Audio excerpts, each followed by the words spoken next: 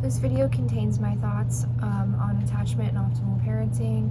I'll be summarizing an interview I did with a male father about attachment and parenting, and at the end I will share my final thoughts after giving the interview and doing the reading for this unit. When I think of optimal parenting, I think of parenting which will be most beneficial to the child's well-being long-term. In infancy, I think it is important to provide a balance of strong nurture while also encouraging independence for the child.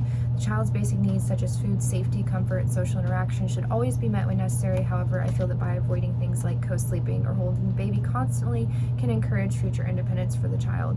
Parents have an obligation to their child to meet their needs, but parents should also have an obligation to themselves to maintain a personal identity and their own autonomy so they can remain mentally healthy. A mentally healthy parent who is not exhausted or overburdened will be better able to provide for the child long term as they grow out of infancy and into toddlerhood, where things become more difficult. I think this is especially true for low-income families who are dealing with the stress of being able to provide or working long hours. These parents need to prioritize their mental well-being so they have enough left to give for their child to meet their needs.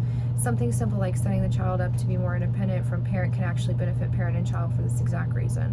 When the child's in toddlerhood, I feel structure and stability should take precedence. Nurture should always be a given, but paired well with good routines, learning good boundaries, and a household with structure is healthy and beneficial to the child and family.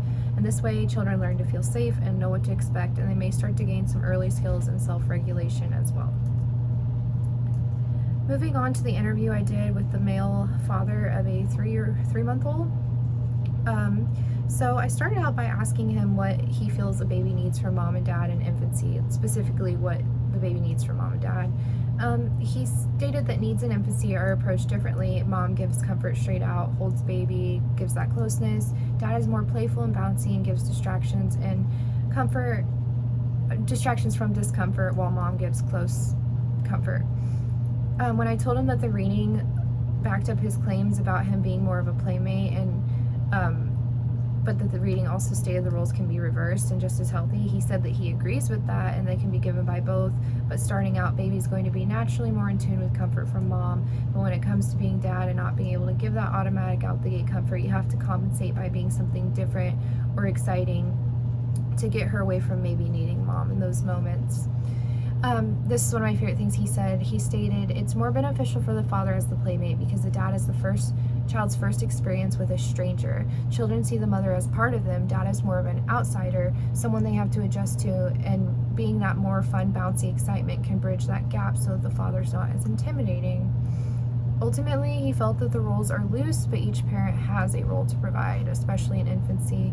He believes the roles become more loose when the child is a toddler. When I asked him, why that is, he said if the role work is done correctly in infancy, then those roles can become looser as the child is a toddler. He had some interesting things to say about socioeconomic status challenges he faces as a father. He said that it can affect the dad's ability to meet the child's attachment needs in some unique and unexpected ways. Being from a low-income family, he stated that his daughter is struggling to take the bottle and that he would love to be able to afford new types of bottles with different nipples to encourage the baby to use the bottle, which affects his ability to attach and bond with the child over feeding, which she will then have to depend on mom for that attachment need because mom has the breasts. He stated that it's so emotionally impactful that he just wants to feed his daughter, and if she won't take it, it's extremely stressful because you're struggling to even afford that bottle just to find out it's not what she needs. So now you're stuck in a position where you're facing an emotional impact as a dad and watching your child not have their needs met.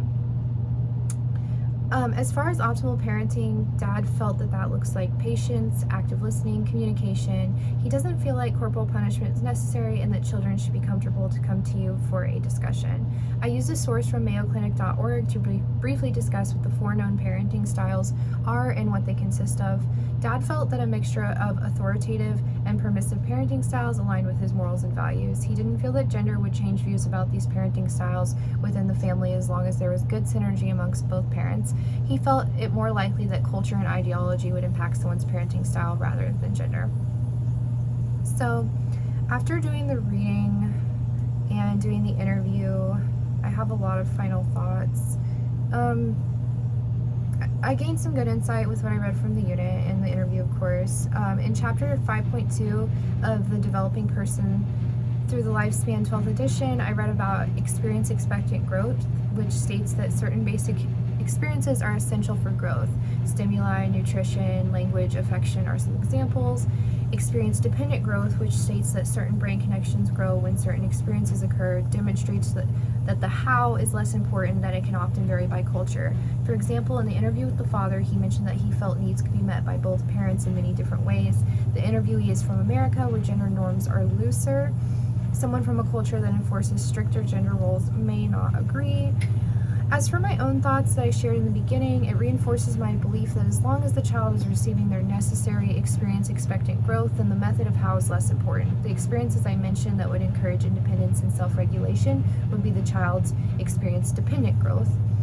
Most notable to me of the readings was the information I found in Chapter 7.2 of the Developing Person Through the Lifespan about attachment styles.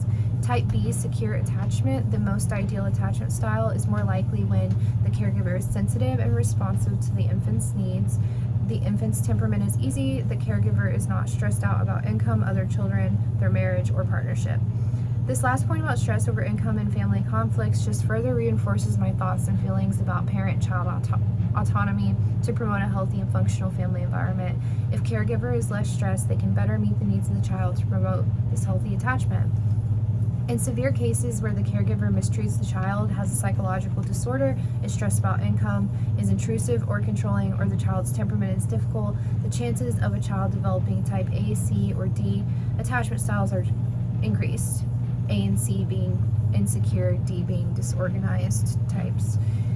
CenterForChildCounseling.org confirms that these circumstances are far more common in low socioeconomic status families with poor community support. This gave me some perspective on the fact that a lot of my views on optimal parenting are easier said than done, so to speak, especially if you are in a more privileged or less challenging position than others.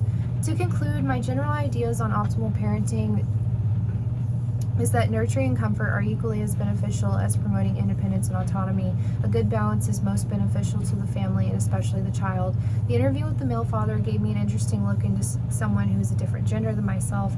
A lot of our thoughts were in alignment, most likely being that we're from the same culture. But regardless, it was really neat to hear from somebody opposite of my gender. My major takeaway here is that attachment and bonding in early infancy and toddlerhood is the foundation for optimal parenting.